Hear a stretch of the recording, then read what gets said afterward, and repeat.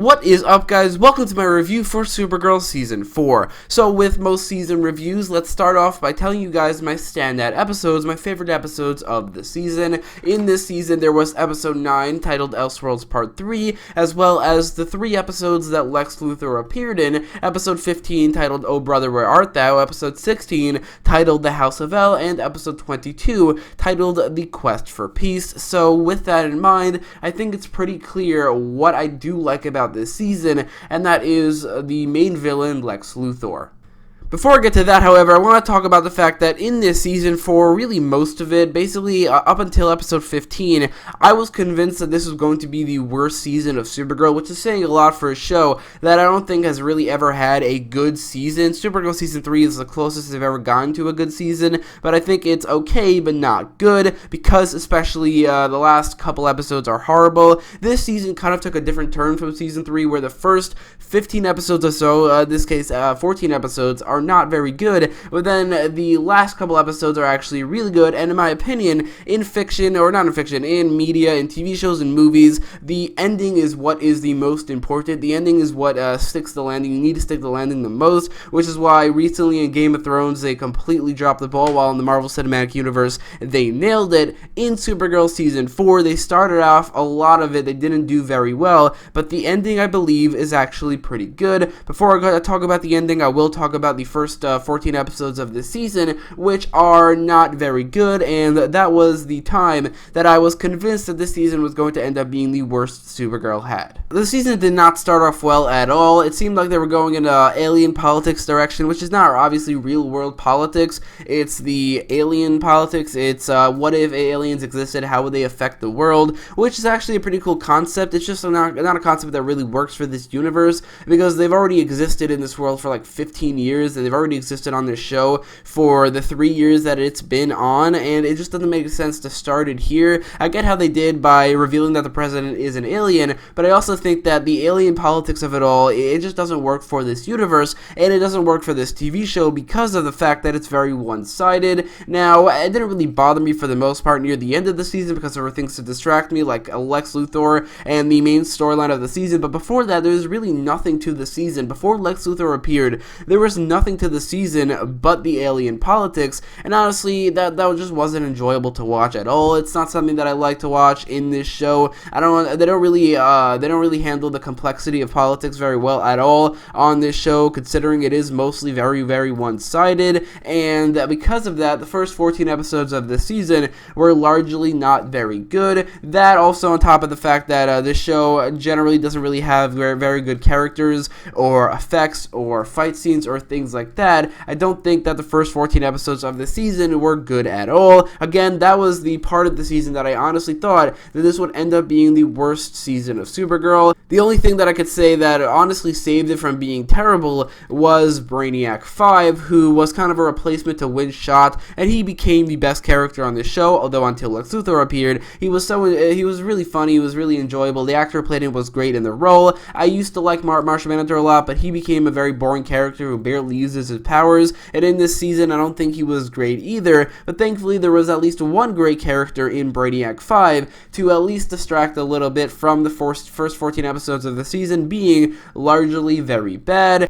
Within the alien politics of it all, there were a couple of villains that arose. There was the Red Daughter, who was really largely in the background for the season, which until everything that was revealed with her was revealed, it was very confusing, because she was set up to be the main villain from the cliffhanger of the last season, but then she was really largely in the background. Don't get me wrong, I think it really worked for the season at the end, because it really looked like they had a purpose, and they really had a goal for the entirety of the season, and once they got there, it made a lot of sense. It's just that when I was watching it, it was really weird seeing this Red Daughter Supergirl having no effect on the plot of any episode at all, but still being having a presence that feels like she's going to be the main villain, but at the same time Agent Liberty feels like the main villain, and at the same time Manchester Black feels like the main villain. It was really weird in how many villains the first 14 episodes had, and it was really weird how they handled and juggled all these villains in terms of how these villains actually were. I do think Agent Liberty had a very good actor playing him, and how he connected to not only the alien politics, but especially the Lex Luthor things near the end, it was actually pretty good. It's just that I don't think he was a great villain because of the fact that he wasn't really a physical threat to anybody, especially before he got the hair and all in the season finale. Other than that, he was not a physical threat. He didn't even know how to fight. It was really weird that they even made him a villain in the first place because he is a hero in the comics, which I don't like that they did that. They've done that before, like with Atom Smasher and with a couple other heroes. I don't understand why. Just don't do that. Just use villains to be villains. Agent Liberty could have been a hero, but he turned out to be a villain, which I don't love. Manchester Black, however, I thought actually was a pretty good villain. I kind of like to say the actor who played him I thought was great. I kind of liked his motivation and his rivalry with Martian Manhunter was honestly not bad at all. I do think that he shouldn't have died. I mean, even if he did, I don't know if he did, and also he probably should have had the powers that he had in the comics. Other than that, I do think that Manchester Black was a pretty good recurring villain, or at least maybe a little bit of a secondary main villain to this season. That being said, for the most part, I didn't really like these episodes. I didn't like this season for a large part of it, and I didn't like it at all until episode 15 not only debuted one of the most infamous villains in the history of fiction, but also basically revealed a large part of what the season was keeping secret with Lex Luthor.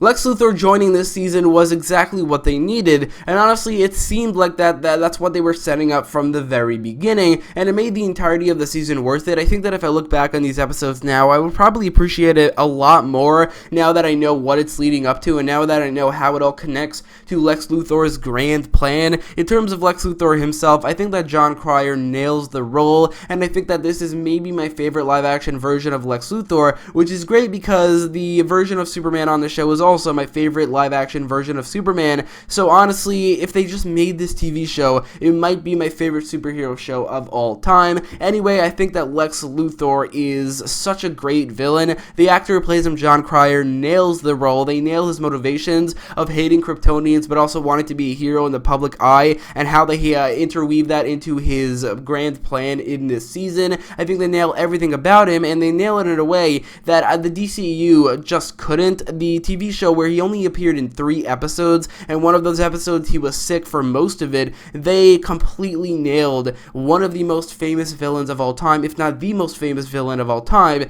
in Lex Luthor. Again, it sucks that he was only in 3 episodes, and it sucks for the season that he didn't appear until episode 15, but even with only 3 episodes, he managed to leave a mark as one of the best villains in the Arrowverse, not only just being a great villain, but also making Supergirl Season 4 go from what seemingly looked like to be the worst season of Supergirl to easily being the best, and the first, in my opinion, good one, as Lex Luthor is such a great maniacal villain, and the fact that he was connected to the entirety of the season, the fact that he was behind everything, it completely excuses the fact that he only appeared not only in 3 episodes, but also he only debuted in episode 15, which in the past for Arrowverse shows like in Arrow Season 6 with Ricardo Diaz, or Supergirl Season 2 with Rhea, villains appearing too late in the season just doesn't work, because it seemed like they weren't getting enough screen time. It seemed like they just didn't connect to the main storyline enough, and that was definitely the case for both of those villains. But Lex Luthor, even without that, even without the screen time, and although he does connect to the storyline, without actually appearing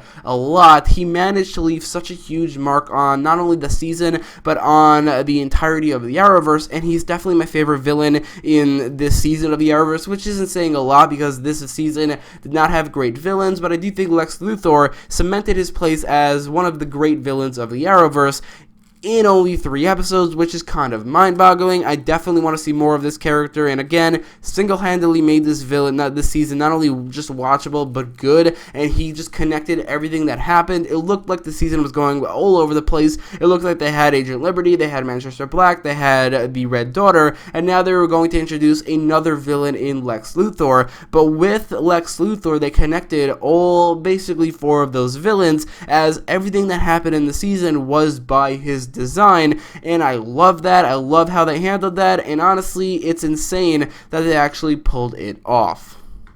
Now, with all that praise going to Lex Luthor, his storyline, and how they pulled those two things off, it remains to be said that this is not a great season of television. It's not a great season of television in the sense that, for Supergirl standards, it's great. It's easily the best season of Supergirl. It's the first season of Supergirl that I can say is actually good because of the great main villain and the actual storyline making a lot of sense and being very good. But aside from that, it's not a great season of television for the fact that, other than Lex Luthor and that storyline, there's no good storylines in this season, at least that I can think of. Maybe Manchester Black. Outside of that, there's really nothing. There's not a lot of compelling characters. There's Luthor. There's Brainiac 5. I think that Supergirl is pretty good for a lot of it, but not the entirety of it. And again, Manchester Black. And really, that is it. For the most part, the storylines, the characters are not very compelling, at least except for the main storyline. On top of that, the effects are bad, except for like one scene. The I Did It My Way scene in the finale was, in my opinion, awesome. Aside from that, there was really nothing in terms of the fight scenes and the effects,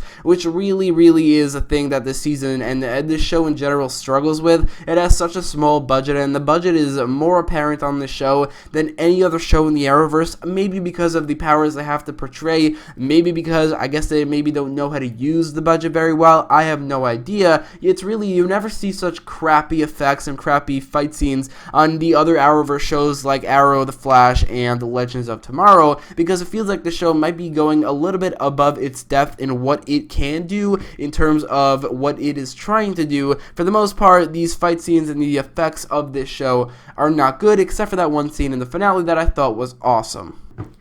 So that is it for this review. I know there are a couple things I didn't talk about, like Colonel Haley. I didn't really mention Red Daughter very much. If you want to know more of those things, you can definitely check out my episode reviews where I talked about the negative things way more. I didn't even mention Nia and Null in this review at all, and that's just because I really wanted to be more positive in this review, because going out of the season, I really appreciated what they did with Lex Luthor and how they actually made the entire storyline actually work really well for the entirety of the season. With that in mind, this is definitely the first good season of Supergirl, and I would give it a 7.8 out of 10, which I know I've been way more positive in this review than I was in the Arrow Season 7 review, but I also gave it a lower score, and that's just because this is me being positive for a show I don't like, while Arrow Season 7 review is me being very negative for a lot of it for a show I do like, and compared to what it's done in the past, this is a very good score for Supergirl, and not a very good score for Arrow. I hope that I explained that well, and let me know your thoughts about this season in the comments down below, as well as in the poll in the top right corner of the video. Did you like it? Did you hate it? Do you think that Lex Luthor saved it, or do you think the season was good on its own? And do you think that the season didn't really necessarily need Lex Luthor, but definitely benefited from having him? Let me know all your thoughts, and if you like this video, make sure to leave a like, share, and subscribe, and thanks for watching.